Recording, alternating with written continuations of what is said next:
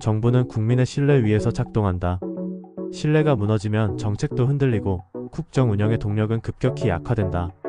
새 정부가 출범했지만 여전히 많은 논란과 의혹이 국민의 마음을 무겁게 하고 있다. 선거 부정 문제, 각종 사법적 갈등, 공직자의 도덕성과 윤리적 흠결은 국민의 불안을 더욱 증폭시키고 있다. 이러한 문제를 해결하지 못하면 정부의 정당성과 신뢰는 지속적으로 약화될 수밖에 없다. 정부는 단순한 정책 발표로 신뢰를 회복할 수 없다. 국민이 원하는 것은 근본적인 개혁이다. 정부가 신뢰를 되찾기 위해서는 모든 논란을 정면으로 마주하고 과감한 변화를 이루어야 한다.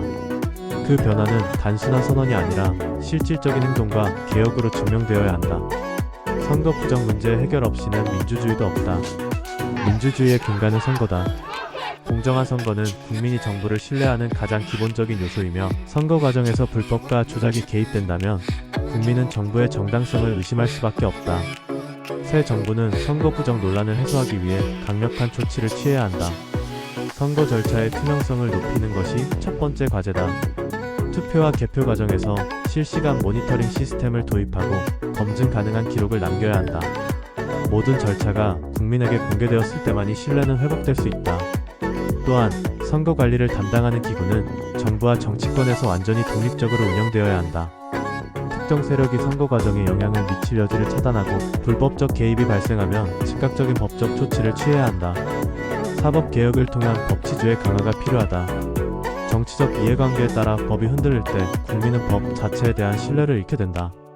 법은 국민을 보호하는 최후의 방어선이며 정부가 이를 흔들어서는 안 된다.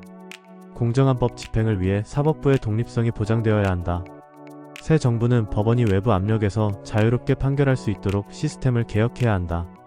정치권과의 불필요한 연결고리를 끊고 법관 임명 과정에서 정치적 개입을 철저히 배제해야 한다. 또한 고위공직자의 불법 행위가 드러날 경우 예외 없이 엄격한 처벌을 가해야 한다. 권력자들에게 특혜가 주어진다면 국민의 법 감정은 악화될 것이며, 이는 국가의 법치 기반을 흔드는 결과를 낳는다. 도덕성과 윤리 기준의 재정립이 필요하다. 정치적 논란만이 문제가 아니다. 공직자의 도덕성과 윤리적 책임은 정부의 신뢰를 결정하는 중요한 요소다. 지도자와 공직자가 국민의 기준을 충족하지 못한다면 정부의 모든 정책은 국민의 의심을 받을 수밖에 없다. 공직자의 윤리 검증을 강화하는 것이 첫 번째 과제다. 고위공직자 임명 과정에서 철저한 윤리 검증을 진행하고 이해충돌 가능성이 있는 인물은 배제해야 한다. 재산 공개 및 부패 방지 시스템을 강화하고 윤리적 문제가 드러날 경우 즉각적인 조치를 취해야 한다. 국민은 공직자의 변명을 듣고 싶어 하지 않는다. 정부가 책임지는 모습을 보일 때만이 신뢰가 회복될 수 있다. 지도자의 도덕적 리더십도 중요하다. 정책뿐만 아니라 행동으로 신뢰를 보여야 한다. 국민 앞에서 솔직하게 문제를 인정하고 해결하려는 태도를 취할 때 정부는 국민의 신뢰를 다시 얻을 수 있다. 국민과 함께하는 정부만이 살아남는다. 정부는 선택해야 한다. 문제를 회피할 것인가, 아니면 해결을 위한 실질적인 개혁을 단행할 것인가? 국민은 더 이상 침묵하지 않는다. 정부가 신뢰를 회복하지 못하면 국민은 행동할 것이다.